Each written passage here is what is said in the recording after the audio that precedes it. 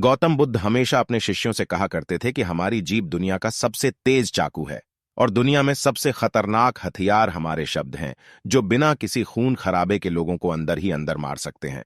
हमारे शब्द हमारी ताकत हैं, लेकिन यह कमजोरी भी हो सकती है अगर हमें नहीं पता कि कब, कहां और कितना बोलना है।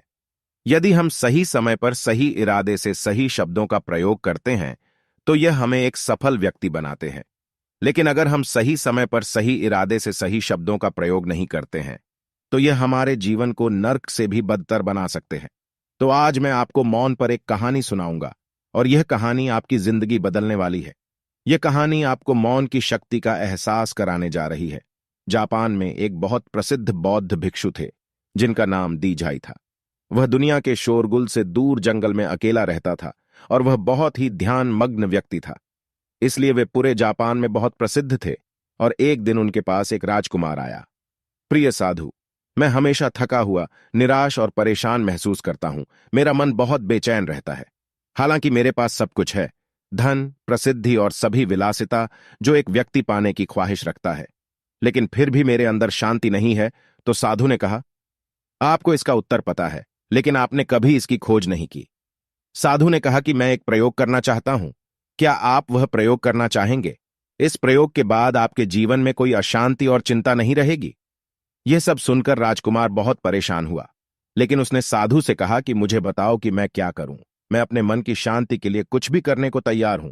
तब साधु ने शांत स्वर में उत्तर दिया, अगले 10 दिनों तक आप मेरे आश्रम में रहेंगे और सामान्य व्यक्ति की तरह रहेंगे। और इन 10 दिनों तक आप अकेले मौन में बैठेंगे और जितना हो सके कम बोलेंगे। राजकुमार साधु की बात से सहमत हो गया। पहले दिन उन्हें लगा कि उनका मन सामान्य व्यक्ति से ज्यादा विचलित है। उसके मन में तरह तरह के सवाल उठ रहे थे, और वह आम लोगों की तरह जीवन जीने में असहज महसूस कर रहा था। उसके भीतर बोलने की प्रबल इच्छा थी, पर वह मान गया और कुछ न बोला, एक शब्द भी नहीं। लेकिन वह चुपचाप बैठा रहा। लेकिन जैसे जैसे रात होती गई, उसे एक बड़ी शांति का अनुभव हुआ। उसके लिए यह बड़ा अजीब था। वह अंदर ही अंदर खुश हो रहा था और अपने आप से पूछ रहा था कि बेचैनी कम क्यों हो रही है। अगले दिन राजकुमार एकांत में बैठा प्रकृति को, फूलों को, पौधों को, आकाश में उड़ते पक्षियों को देख रहा था। अपने जीवन में पहली बार वह देख रहा था कि उसके चारों ओर कितनी सुंदर प्रकृति है।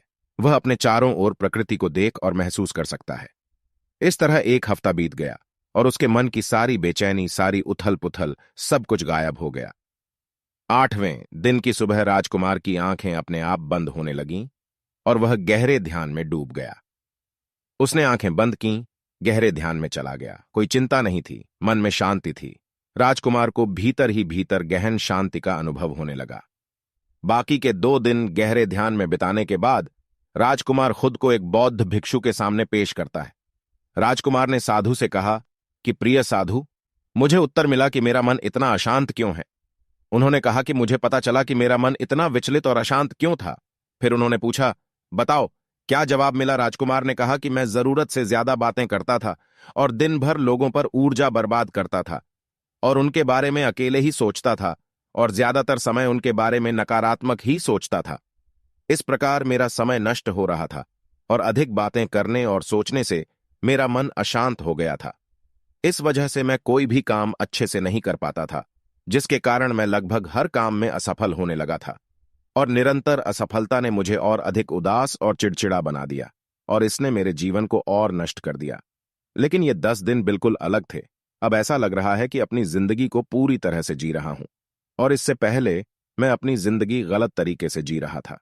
मैंने यह भी सीखा कि हमें ध्यान करने की आवश्यकता नहीं है, ध्यान अपने आप हो जाता है। और ध्यान से मैंने पहली बात यह सीखी कि किसी के जीवन में सबसे महत्वपूर्ण घटना स्वयं को जानना है। बौद्ध भिक्षु ने कहा कि आप ही नहीं, दुनिया में ज्यादातर लोग जरूरत से ज्यादा बोलते हैं। आज भी ज्यादातर लोग एक दूसरे को नीचा दिखाने के लिए ही बोलते हैं, और आज भी लोग ज्यादा बातें करते हैं और अपना जीवन बर्बाद कर रहे हैं। साधु ने राजकुमार को मौन रहने का महत्व समझाया और कहा कि एक बार शिष्य गौतम बुद्ध से पूछते हैं कि प्रिय बुद्ध, आप अधिकांश समय मौन क्यों रहते हैं? बुद्ध ने कहा, मैं गहराई में मौन रहता हूं। मौन स्वयं को जानने की पहली सीढ़ी है। यदि आप मौन नहीं रह सकते हो तो स्वयं को जानना असंभव है। स्वयं को जानने की पहली सीढ़ी मौन है। जितना जरूरी हो उतना ही बोलें, और आप पाएंगे कि 90% बोलना हानिकारक होता है। नहीं बोलते तो अच्छा था। 90% मुश्किलें कम हो जाएंगी अगर लोग थोड़ा सा चुप हो जाएं, झगड़े कम हो जाएं, अशांति कम हो जाए, फेंकना कम हो जाए। बस तुम दोनों चुप रहना सीख जाओ। दुनिया में बहुत सारी मुसीबतें सिर्फ बोलने से पैदा हो जाती हैं। जो मौन रहना जानता है वो भीड़ में भी अकेले रहने का हुनर जानता है। एकांत में मनुष्य स्वर्ग भी है। दूसरों की उपस्थिति बेचैनी पैदा करती है। पहले अपने साथ मौन धारण करो, फिर अपनी ऊर्जा को मोड़ में आने दो, मन को घर आने दो।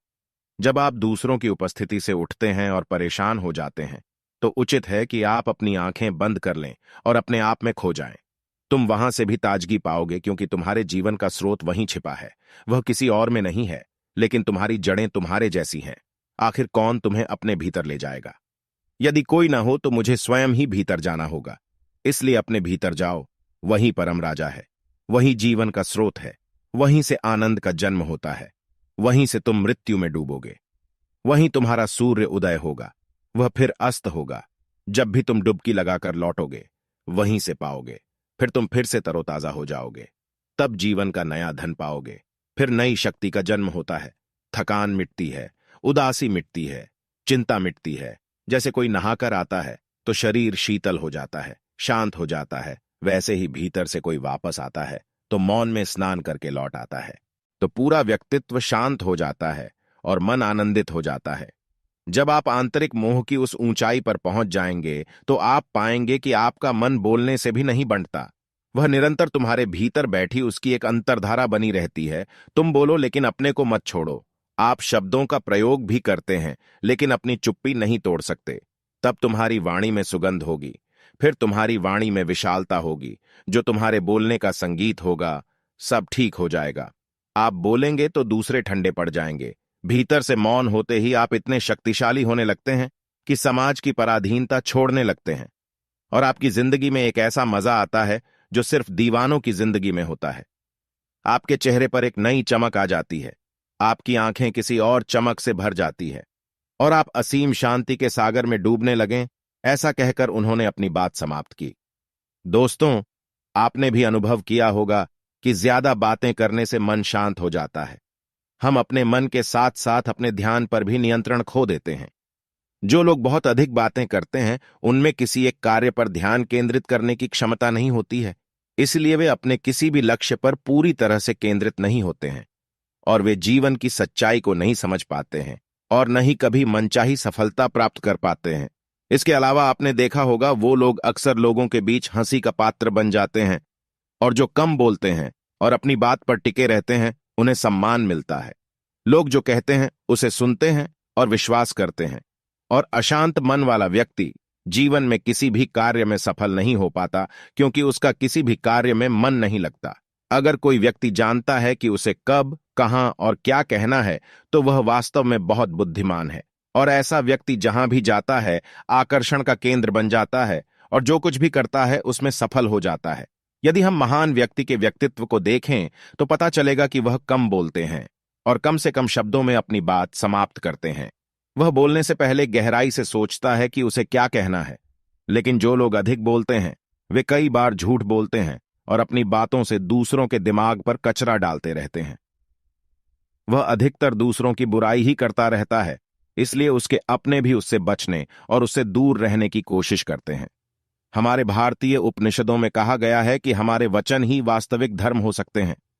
मौन से धैर्य आता है, धैर्य से ध्यान आता है, और ध्यान से व्यक्ति अपने जीवन के प्रति जागरूक हो जाता है। दोस्तों, आप भी प्रतिदिन कम से कम 30 मिनट एकांत में शांत बैठने का प्रयास करें। इससे आप सब में एक सकारात्मक बदलाव अवश्य आएगा। इसी के साथ हम इस कहानी को समाप्त करते हैं। धन्यवाद।